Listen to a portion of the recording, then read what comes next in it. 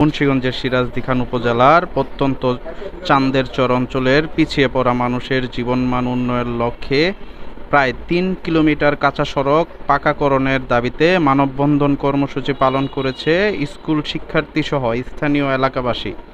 বুধবার সকাল 10:30টার দিকে উপজেলার বালুচর ইউনিয়নের বেগম বাজার এলাকায় ঘণ্টাব্যাপী এই কর্মসূচি পালন করা হয়। মানববন্ধন শেষে একটি বিক্ষোভ মিছিল নিয়ে মানববন্ধনকারীরা এলাকার বিভিন্ন সড়ক প্রদক্ষিণ করে। এতে অংশ নেয় প্রায় 2 শতাধিক স্কুল শিক্ষার্থী ও স্থানীয় 5টি গ্রামের ভুক্তভোগী জনগণ। কর্মসূচিতে অংশ নেয়া ক্ষতিগ্রস্ত মানুষের অভিযোগ, দীর্ঘদিন যাবৎ ইউনিয়নটির খাসখান্দি চান্দেরচর এলাকায় প্রায় 3 কিলোমিটার কাঁচা সড়ক পাকাকরণের উদ্যোগ না নেয়ায় দুর্ভোগ বেড়েছে মানুষের। বিশেষ করে বর্ষার মৌসুমে টানা বৃষ্টির প্রভাবে জলাবদ্ধতা সহ সড়কের মাটি সরে গিয়ে বড় আকারের গর্ত তৈরি হয়। এতে প্রায়ই ঘটেছে বিভিন্ন দুর্ঘটনা।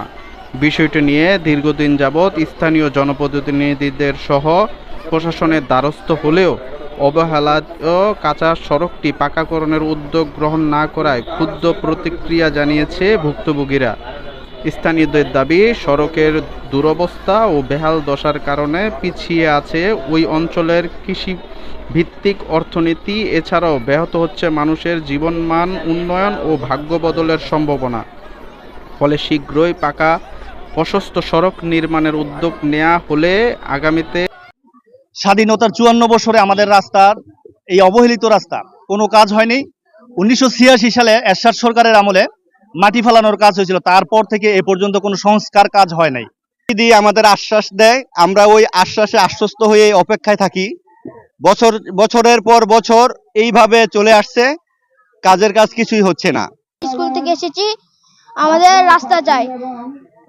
মেঘ বৃষ্টি হলে আমাদের রাস্তায় কাদা উঠে যায়, আমরা স্কুলে আসতে পারি না। স্কুলে আসলে আমাদের জামা কাপড়ে ময়লা ভরে যায়।